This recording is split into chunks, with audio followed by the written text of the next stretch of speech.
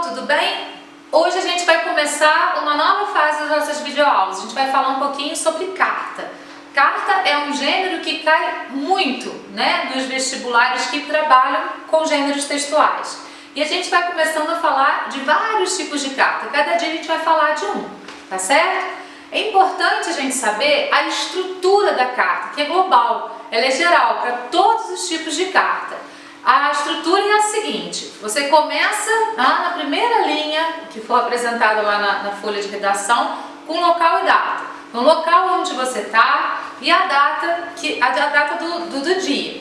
A não ser que na proposta de redação venha pedindo para você colocar uma data específica.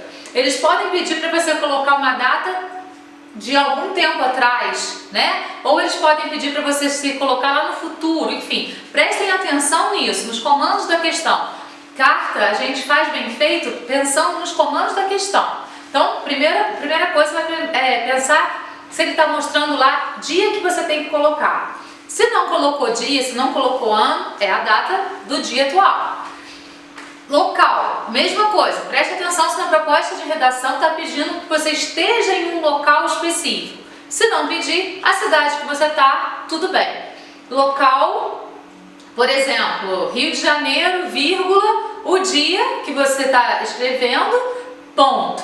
Pula uma linha, vem o vocativo. O vocativo é o chamamento, é a maneira como você vai tratar o seu interlocutor. Então isso vai depender do grau de formalidade ou informalidade da carta, certo? Então se for, por exemplo, uma carta pessoal, você tem intimidade com esse interlocutor. Então você pode colocar um vocativo que demonstra essa intimidade, Se lá na proposta de redação pedir para que você chame para um parente, para um amigo ou para sua mãe, você vai colocar um vocativo que mostre intimidade. Se não, você vai ter de colocar lá o pronome de tratamento adequado à pessoa para quem você vai enviar a carta, certo? Então você vai colocar, por exemplo, se for para uma autoridade política, o vocativo que você vai utilizar é excelentíssimo senhor. Depois do vocativo você vai poder colocar vírgula ou não colocar nenhum sinal de pontuação, certo? Aí você pula mais uma linha e começa marcando o parágrafo, o corpo do texto. O corpo do texto vai depender de que tipo de carta você está escrevendo, certo? E aí a gente vai começar a ver isso a partir de agora.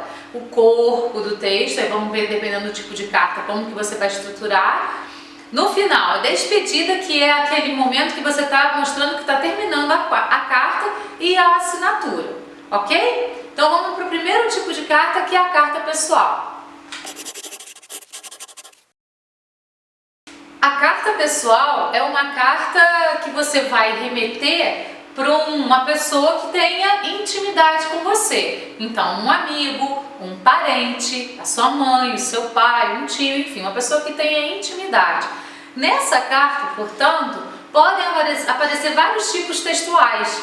Você pode começar, você vai sempre colocar a estrutura da carta. Local e data, ponto, pula uma linha, vocativo, pula uma linha, corpo do texto. Por exemplo, se você foi fazer uma viagem e vai falar para essa pessoa sobre a viagem, você pode contar para ela como que foi a viagem, o que você passou. Então você vai fazer um texto narrativo. Você pode descrever um lugar para essa pessoa no segundo parágrafo, mostrando como é que era a paisagem, como são as pessoas.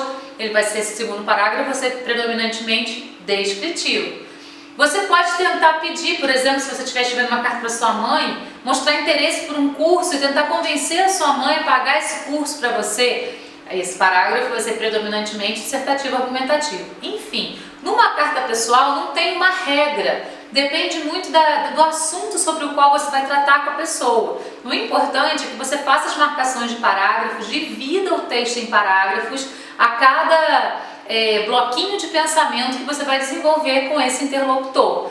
Sempre muito atento à proposta de redação. O que a proposta está pedindo? Isso você tem que saber. E você tem que atender ao que a proposta está pedindo. A proposta pode pedir, por exemplo, para que você finja ser uma pessoa, que não você. Então se coloque no lugar de tal pessoa e escreva uma carta pessoal para tal pessoa. Isso a gente chama de usar máscara. É como se você estivesse falando não por você, mas pela voz de uma outra pessoa. tá certo? Então você pode utilizar essa máscara se a redação pedir isso para você. Sobre a questão da assinatura, fica muito ligado nisso. Tem sempre uma orientação na proposta de redação. Muitas pedem para que você não assine o seu texto, então você vai deixar a parte de assinatura em branco. Outras pedem para que você coloque somente as suas iniciais. A Unicamp costuma fazer muito isso, para que você coloque somente as suas iniciais.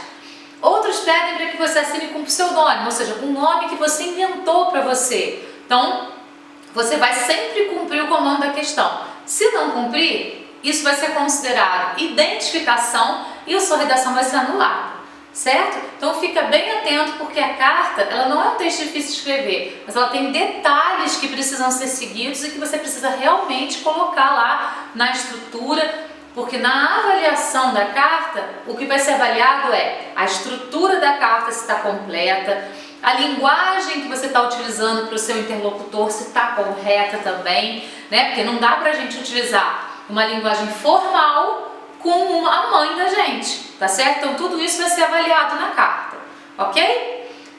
Até a próxima aula então, pessoal. Pessoal, não se esquece de dar um like no vídeo se vocês tiverem gostado e se inscrevam no canal, ok? Um abraço, até a próxima aula.